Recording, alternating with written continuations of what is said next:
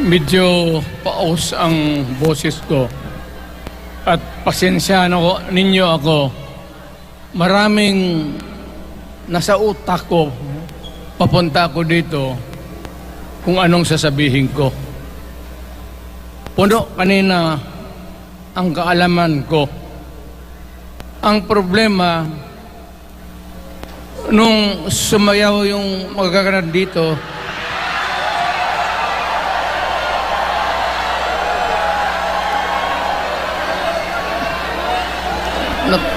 nakalimutan ko. Matanda na rin kasi ako. Ano ito? Meeting de avance? Alam mo, nung unang panahon, wala naman tayong kamuang-muang, wala naman tayong kalaban, wala namang nagagalit sa atin. Pumunta ang Espanyol at inagaw ang ating lupa, hinirang. For 400 years, nagtiis ang Pilipino, subjugated by foreigners.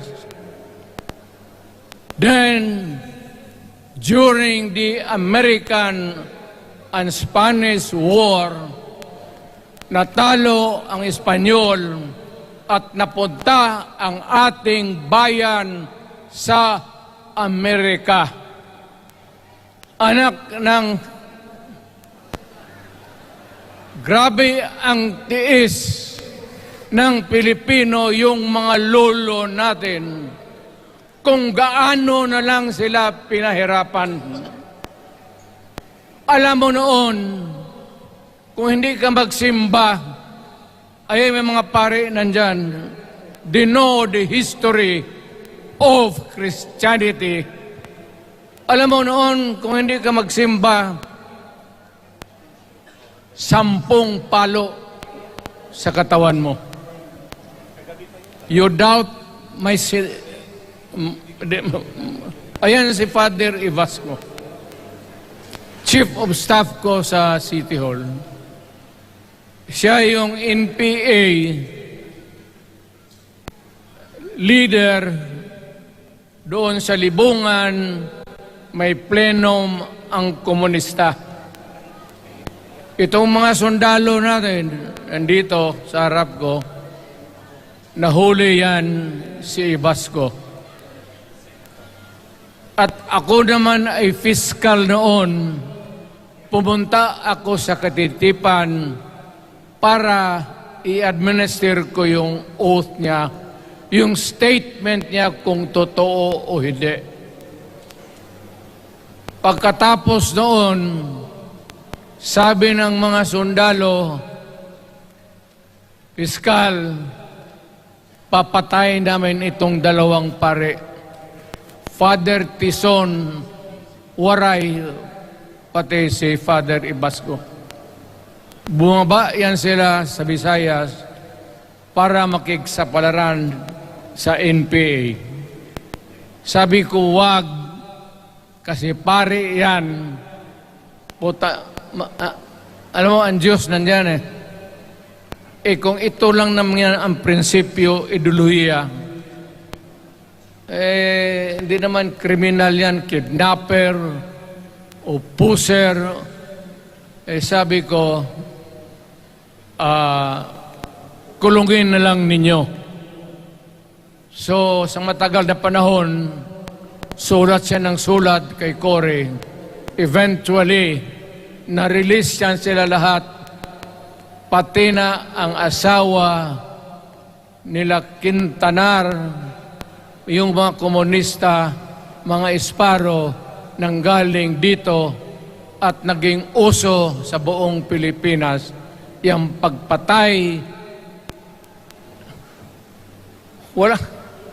Barangay captain, konsehal, military, Navy, pulis, puro may pamilya, anak ka ng kakawalang kwenta yung ideolohiya.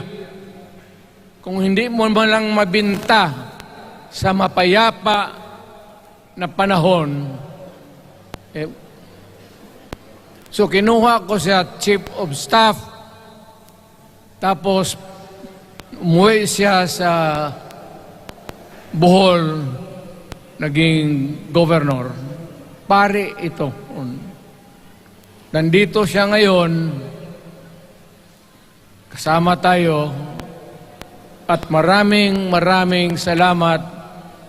You guys from other parts of the Philippines nagpunta rito para lang makipagduyog sa Bisaya, sumama lang sa ating, kung sabay tunong sa Tagalog, yung ating, the purpose of why we are here. Wala akong, no longer in politics. I am not a candidate. Nahirapan nga ako mag-akyat ng hagdanan. I am 80 years old. Hindi, 79 lang, pero hindi binibilang yan eh. Sabi malas daw. Sabi ng asawa ko, 80 na ako. O, sige, 80 na. Pero nung lumabas itong People's Initiative, okay man yan. Abogado ako. There are 3 ways of amending the Constitution. Mag-constitutional convention, mag-election tayo sa political districts ng representante para sa assembly to convene there and propose changing or modification of our Constitution. Itong People's Initiative, pati itong Congress, they would convert the Congress into a constituent body and propose the Constitution. Alinman dyan sa lahat, it will be submitted to the people for ratification. Ang problema dito, ako, Mr. President, Ma'am Lisa Araneta Marcos, hindi ninyo ako kalaban. Wala akong sinasabi ng masama. Hindi lang ako makakampanya noon. Alam mo, iniiwasan ko ito. Itong panahon na ito talaga ang iniwasan ko kasi mapipilitan ako ngayon magsalita laban ng mga tao sa gobyerno. Alam mo, Mr. President, hindi ako maghingi ng tawad. Kagawan mo yan eh. It is your responsibilities sa sarili mo. What you do in this world binds you. Iyo yan. Huwag mong sisihin ang ibang tao kasi sarili mong utak at katawan yan. Nung ako'y mayor, pinakitaan ako ng evidence ng PDEA. Doon sa listahan, nandoon yung pangalan mo. Ayaw kong sabihin yan kasi magkaibigan tayo. Kung hindi magkaibigan, magkakilala. Ikaw pumapasok kayo ng alanganin. Mr. President, baka susunod ka sa dinaanan ng tatay mo. Diyan ako takot. Ayaw ko mangyari sa iyo yan. pabor lang ako namang nagmamakaawa kasi it will divide the nation at madugo itong panahon na ito. Alam mo, Mr. President, sabihin ko maya sa tao kung ano ka. Noong unang panahon, hindi tayo puro Bisaya nagkita-kita doon sa Luzon. There was a community of Filipinos. Galing Visayas, galing Ilonggo, galing Waray, galing Mindanao, galing Hulo, galing Lanao, Cebu, Samar, at Taas, Pampanga, Apare. Nagkita-kita yung mga minono natin.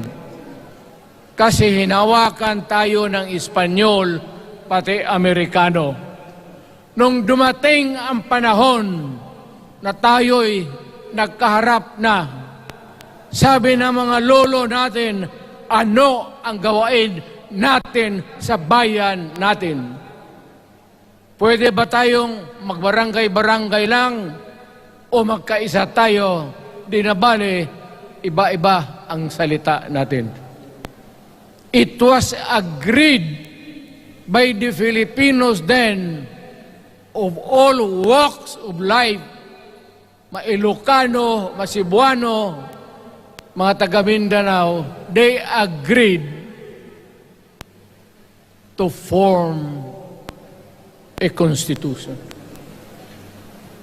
Alam mo, yung constitution parang bahayan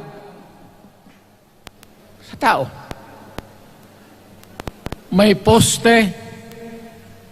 Sabi natin, maggawa tayo ng magandang opisina where we can meet and talk about the destiny of this country.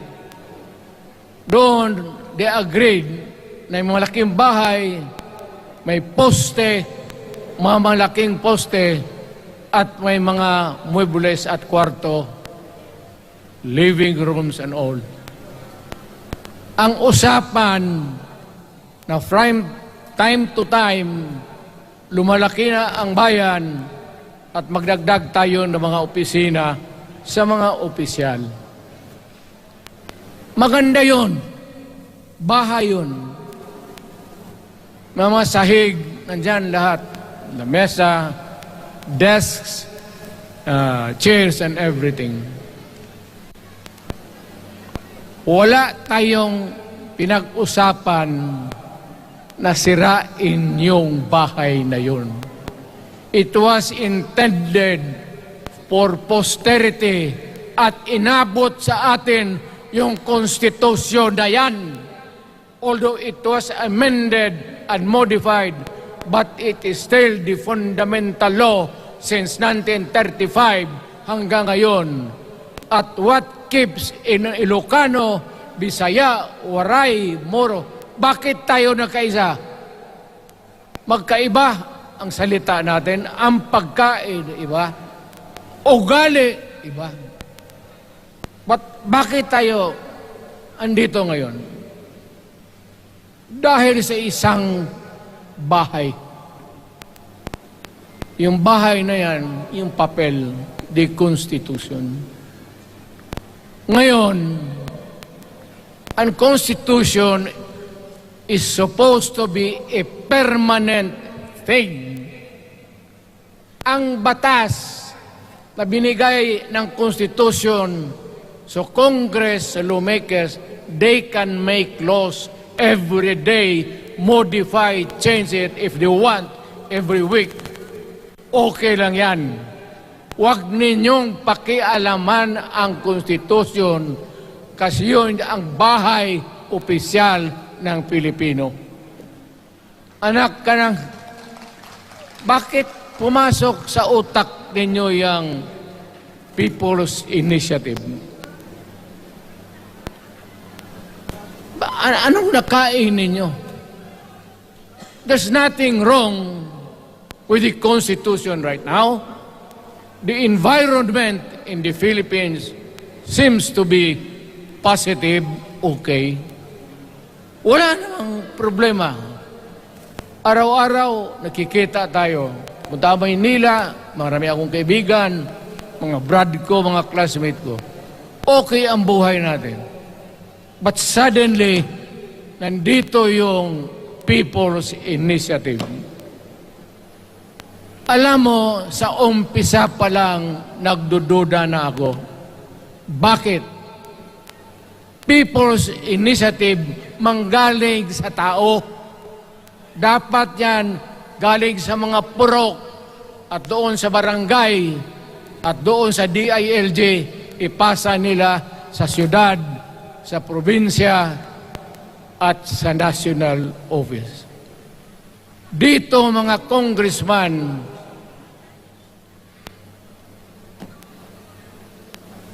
alam ninyo, kung magkaletse-letse ang buhay na ito, sabihin ko sa military, sirahan ninyo yung Congress. Magastos, nagbabayad tayo, nag-usik-usik sa kwarta. Sige pamayad para People's Initiative. So, what is the motivation? Galing ba sa puso ng tao yung pinipirma niya? Hindi yung pirma yung petition para ito, kaming nagsipirma dito, pumayag na merong pagkaiba ngayon sa Constitution. Pirma lang, pati pera. Anong klase yung putang inang yun? Ganon na lang ang tingin ninyo sa Pilipino. Pagka ganon, maghiwalay-hiwalay na tayo. Kayong taga Luzon, pumunta na yan sa Mindanao, mag-declare na lang tayo ng independence separate. Bakit binababoy ninyo ang bayan natin? Ako naging presidente, ako naging mayor, ako naging congressman.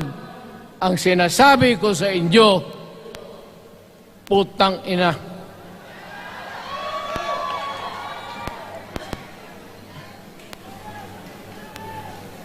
Malinis to. Baka ihi mo ito ha.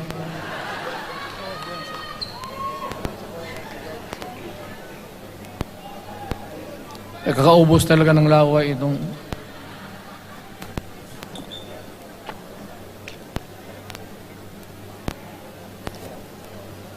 What do you expect the national government, particularly ang Malacanang? Anong gusto ninyong response? Niwala kayong mga seminar na ganon. You never educated the Filipino people. You want the Filipino to remain ignorant para you can do what you want with the country. Yan ang totoo. Kasi ginagago ninyo para walang alam ang taong bayan. Well, kaming nakapag-aral at may alam kundi, hindi katanggap-tanggap yung ginagawa ninyo. Sa umpisa pa lang, binibili na ninyo yung signature ng Pilipino. Yun ba ang People's Initiative? You know, national, provincial, city, munisipyo, then the barangay. Yan ang echelons ng power sa gobyerno. Hindi naman ninyo gigamit ang barangay at binigyan mo ng 20 milyones isa't isa sa kanilang mga congressman. At binibili ang Pilipino Alam ninyo kung ano yan. Kaluluwa ang ninyo ang binibili ng taong bayan. Hindi ako mapayag ng ganon. Nakapag-aral ako, hindi naman ako ignorante. Bakit ka mag-people's change? Ang problema ninyo, ganito. Hindi pa, pauna.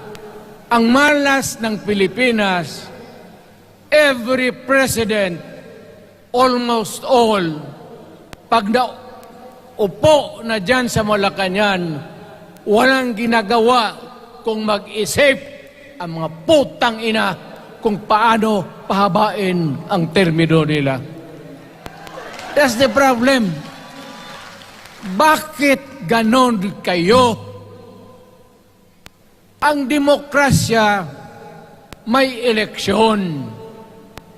Para naman, tignan din nyo, Presidente Osmeña Bisaya, ang napaalaala ko pa, Garcia Bisaya, then Magsaysay Ilocano, then si Quirino Ilocano. Ganon dapat. Ang election is a cleansing process. Gumagalaw yan, huwag mong pigilan. Ngayon, kung ikaw nandyan, naupo ka, you stop the process of governance, hintuin mo, kasi pahabain mo ang termino, gusto mo. Sabi ko nga sa iyo, Mr. President, kaibigan kita, Bingbong. Pag pinilit mo ito, lalabas ka ng Malacanang kagaya noong panahon na pinalayas kayo.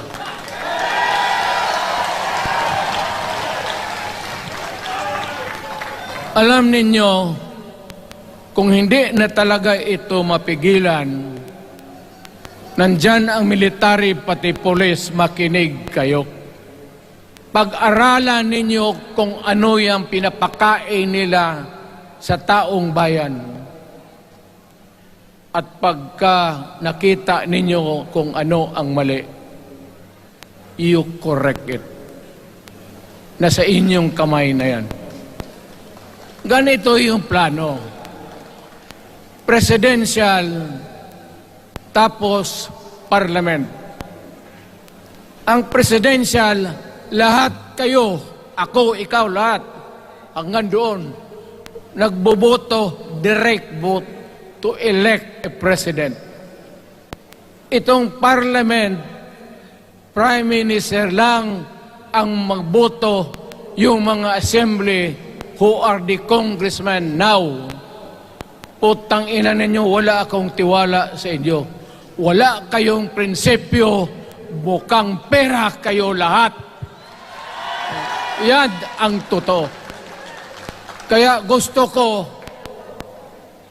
pag nagka-letse-letse nga, pumasok ang military, palitan ninyo lahat. Arestuhin ninyo kasi nagsasayang ng pera at yung ginagastos nila is a fraud, swindling ang ginawa nila. You must account for the wasted money, for the money that you bought the signature of a Filipino. Bribery.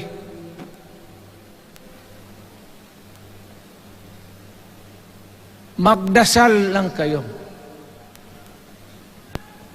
If by the grace of God, mabalik ako,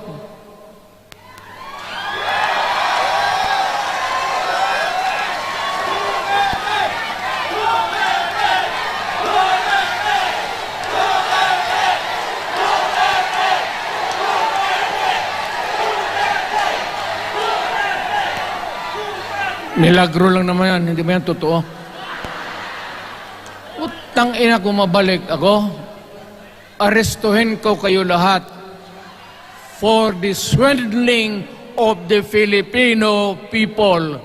You committed fraud. pinagsayangan ninyo ang pera namin. People's Initiative does not involve buying the vote or the signature of the Filipino. Talagang mga wala kayong prinsipyo, mga putang ina ninyo. Yun naman, baski ano ka, diyan katagal akong, yan o. Yung sa likod ko, umupo ako diyan. Vice Mayor ako. Diyan, Mayor ako, pinakamatagal. Naging congressman ako. Presidente. Kayo, nagpasok sa Congress, eleksyon, nanalo, Seiko. So parang ganito, yung mga, para sa mga balaga, pati lalaki. Pasok niyan, Seiko. Paglabas niyan, pagkatapos, Rolex na. Pumunta ng Malacanang, nakatamaraw, paglabas niyan, nagka-Mercedes-Benz. Busog kayo lahat. Tingnan ninyo yung mga bahay noon ng mga congressman at tingnan ninyo ngayon kung ano kayaman sila, lalo na yung mga bahay nila sa Maynila.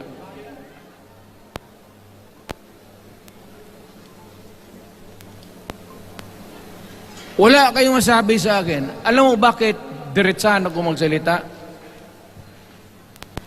Ninipahat, wala ako. Paglabas ko sa Malacanang, lipad ako dito. Pumunta ako sa bahay ko para mag-retire. Ayaw ko sanang bumalik. Ayaw ko na. Matanda na ako. Putang ina, napapandol lang ako dyan eh. Kaya lang, marami akong magandang naisip kanina papunta dito. Kaya yung sumasayaw lang kasi yung mga ali. Nabakante tuloy, nakalimutan ko kung ano ko nang tang ina. Huwag kayong magpaloko. Alam mo, Parliament, ang ambisyon niyan, karamihan, galing kay Lisa Marcos pati kay Romualdez. Bongbong bangag yan.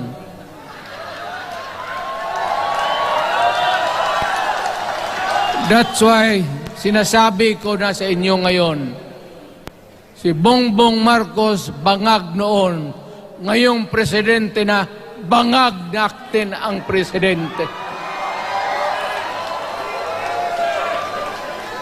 Kayong mga military, alam ninyo yan. Lalo na yung nasa Malacanang. Alam ninyo. The Armed Forces of the Philippines, alam ninyo. May drug addict tayo na presidente, putang inang yan. Ayun ang, bakit ako nagkaroon ng kaso ng ICC? Sabi nila, pinapagpatay ko raw yung mga drug user at drug addict. Mabutit na lang, wala na ako sa pwesto, baka kasali ka pa. Now, Mr. President, pinilit ninyo kami. Kayo yung sa Bisaya, kinikitoy mo yung Pilipino. You are testing the waters. Not even. You are, pushing to the limits ang pasensya ng Pilipino. Huwag na huwag mong gawin yan.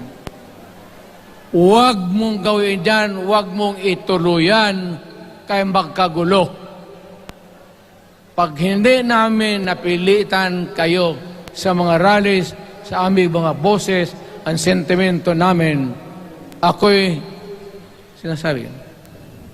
Sinasabi ko sa military, nag-hemorrhage ang bayan, gastos dito ng gastos doon. Tapos kung mag-speech, ang pinag-usapan ang putang inang pobreng Pilipino. Gastos dito, gastos doon. Mga military, maawa kayo sa bayan. Pag hindi namin kaya, gawin na ninyo. Gawin ninyo, kawawa ang Pilipinas.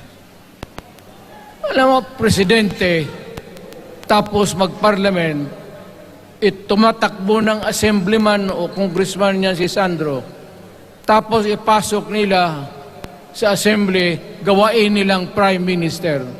Yan nga ang sakit ng Pilipino. You want to perpetuate yourself in power at the expense ng buhay ng bayan. Mabuti sana kung bright kayo. Kung drug addict ka lang naman at may asawa kang hungry for power, tapos may isa itong taga Leyte, gusto siyang mag-prime minister at gawin niya itong bongbong, diyan ka lang, ako ang bahala. Ceremonial president ka na lang. Ako na ang magpatakbo ng bayan sa parliament. Yan ang plano nila. Yan ang hindi talaga matanggap natin. Kalukuhan niyang putang ina. Huwag kayong... Alam mo, bakit ako makipag-away ng presidente? Marami siyang sundalo. Kaya natin, kayong pumalag, kayong... Pero, there is always a time for everything. May panahon na ikaw ay sikat. Sa ayaw mo at sa hindi, may panahon ka talagang bababa dyan sa Malacanang. Gaano katagal ka man to hang on to the power, that is for God to decide for the nation. Kami, patayin ninyo, wala na akong silbi. Tapos na ako, naging presidente na ako. Nakatikim na ako ng pag-upo ng silya dyan sa Malacanang. Ganoon na lang ang ang alaga ko sa bayan. Alam mo ba, tanungin mo yung lahat ng senador, magbisita sila, isang kanin, isang pork chop o isda, sabaw. Noong panahon ko, sabi ko, yan lang ang mapakain ko sa inyo. Walang steak kasi mahal yan. Hindi natin pera itong kinakain natin. Yan ang totoo. Magtanong kayo ng taga-Malacan dyan. Hindi ako nagpabibida. Sinabi ko lang, huwag ninyong kalimutan, Mr. President, ang delikadesa. Mahirap yan. Magkaroon tayo ng... Ngayon, wala naman, yun naman lang ang dapat lang pagpintuhan natin. Huwag kayong pumayag dyan. Binabastos kayo. Anong bakit? Bakit nadalhin tayo sa parliament? Anak ka nang. So pag doon, kontrolado na nila, pati yung anak na assured na maging... Yan nga ang mahirap eh. Lahat na maging presidente, ang pamilya nila, walang inisip kung hindi paano titira dyan hanggang sa matapos ang panahon. May I remind you, itong election, papalit-palit ito. Para sa lahat, mayroong Ilocano, may Bicolano, may Bisaya. Hindi mo pwedeng suluhin yan. The election is a cleansing process. It does not, it's never the intention of the whoever wrote the Constitution na ikaw, isang Pilipino, taga Paway, taga Batangas, taga Davao, ikaw, Rodrigo Duterte, nandiyan ka na, huwag ka nang umalis. It was not the intention of the lawmakers. Demokrasya tayo, Mr. President. Huwag mong kalimutan na isang term ka lang pagkatapos bababa ka na. Pag ayaw mong bumaba, utang ina magkagulo ang bayan, sabihin ko sa inyo. Ngayon, nakikinig kayong mga military. Gusto ninyong iwasan ang dugo? Kayo lang ang makapigil nito. Putang ina, pigilan mo yung kalukuhan na yan. Pagka hindi itong rally na ito, it will multiply all over the Philippines and there will be trouble. Kami ako ang nauna kasi galit ako. Dumaan ako ng presidente. Not even for a minute did I think or was thinking of extending my term even for one day. Noong natapos ako sa araw na yon, bumaba ako, sumakay ako, lumipad ako dito sa Davao. Ikaw, Mr. President, hintayin mo yung 6 year, kalimutan mo na yung kay Romualdez, kasi yan ang magpahamak sa iyo. At maraming magagalit sa iyo, pati na ang militar. Kaya hindi na ako magtatagal. Yun lang ang dasal ko. Reject. Protect the Constitution. I am calling now the armed forces and the PNP. Protect the Constitution. Trabaho ninyo yan. Huwag ninyong kalimutan. Kami, inyong dapat, you should worry about the nation. The millions of Filipinos. Huwag kayong mag-isip lang ng isang pamilya. Putang ina. Ilagay ninyo sa utak ninyo yan. Bahala kayo. Balang araw, magsisihan. Pero kasi umuulan naman, hindi ulan.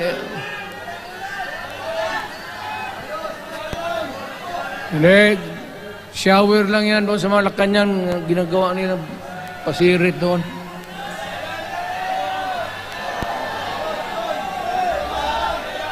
Wala naman rin akong masabi. Kasi hindi man ito eleksyon. Nakafocus lang ako sa People's Initiative and the way that they are handling the process of the People's Initiative. Ang nangyayari ngayon, hindi yan People's Initiative, kung hindi buying the people for their signatures. Pag-umpisa pa lang, bayaran na. At maniwala ka ng konstitusyon, lalabas yan maganda, kung pira-pirahin lang tayo. Balang araw, wala na ako sa buhay. Maybe 10 years, 5 years from now. You might want to change some provision. Yung sabi nila, the usual excuse is economic provisions lang ang aming pakialaman. Putang ina, huwag kayong maniwala dyan sa mga yawa na yan. Puro kasi sinungaling ang mga ulol. Alam mo, pag nagtawag ka ng Constitutional Convention through People's Initiative or when you open the Constitution, hindi mo pwedeng limitahan ang powers na yan. It's unlimited. Kung ano ang gawain nila at kung ano ang utos ng may pera, kung bayaran sila, ipagbili talaga tayo. Ipauhanin na lang ako, naghangi ako ng may mga congressman dito. Ito yung matitino. Nandito si Congressman Alvarez. Pumunta talaga siya. Hindi mo kasi niya ako hinayaya. Kapupunta sana ako ng Tagum. Para lang ako galit talaga. Bakit po putang ina? Sige. Bakit? Bisaya pa makumutan ko na imong naong. Magharap ka sa akin, ganoon ko yung mukha mo. Bakit? Bakit bigyan mong problema ang Pilipino? Ano ang kasalanan ng Pilipino at gumagastos kayo, binibili milyon ng milyon, kayong mga congressman, putang ina, istapa yan. Swindling yan.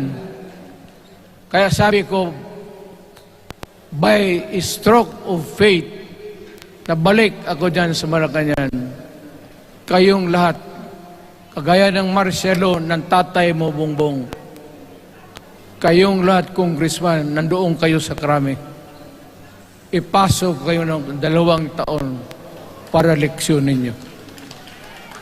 Hindi ka maleksyon ng kalukuhan ninyo. Wala. Hindi pa nga naayos ang kati. Ano bang, what's wrong with the Constitution? Tell me. Kung hindi yung inyong ambisyon. The real purpose itong constitutional changes sa People's Initiative is really to perpetuate those who are in power. Yan na lang ang ganyan ninyo.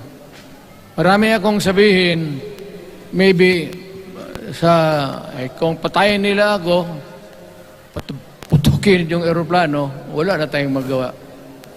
Ngayon kung sino, alam mo na kung sino, yung sa Malacanang, yun ang aristuhin ninyo. Sila nag-umpisa ng kaguluhan ito. Ladies and gentlemen, I am very thankful na nandito kayo, mga Tagalog, Bisaya at taga-Maynila. And I hope that we will continue to love our country. Magbigay sila na pera, tanggapin ninyo, pera ninyo yan. Hindi ba ninyo na sa isip ninyo? Bigyan kayo ng 1,000, 100, tanggapin mo, pera ninyo yan. Pati yung sa bulsa nila, kinakain nila, at pinagbili ng bahay kung saan-saan, pera ninyo. So, make sure na bago kayo lumabas lang naman sa mundong ito, may panahon lahat, mamatay tayo. Mag-iwan kayo ng isang prinsipyo. Sabi ninyo sa mga anak ninyo, tinanggap ko yung pera kasi pera natin ito, ibili natin pagkain. Pero yung prinsipyo natin, huwag natin ipagbili. Yan ang iiwan mo sa mundong ito para sa mga anak ninyo. At yan ang dadalhin mo sa langit. Pagka sinabi ni San Pedro, anong nagawa mo? May ginawa ako para sa bayan. Tapos magsabi sa San Pedro, ano pa? Yung mga ibang bagay na ginawa mo, mga kasalanan, mga kabit, ganon. Sabihin mo kay San Pedro, nandito ako sa langit para makipag-isa sa Diyos. Pag hindi ka tumahimik, yung manok mo, hawakan ko, ilambos ko yan sa ulo mo. Putang ina ka. Buksan mo yung puwertahan at papasok tayo. Magkita-kita tayo sa langit. Lahat kayong hindi nabili. Sigurado ako, langit kayo. Kaya basing anong kasalanan niyo, okay na yan. May guarantee na kayo yung passes.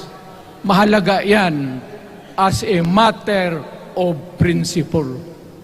Prinsipyo sa tao. Maraming salamat po.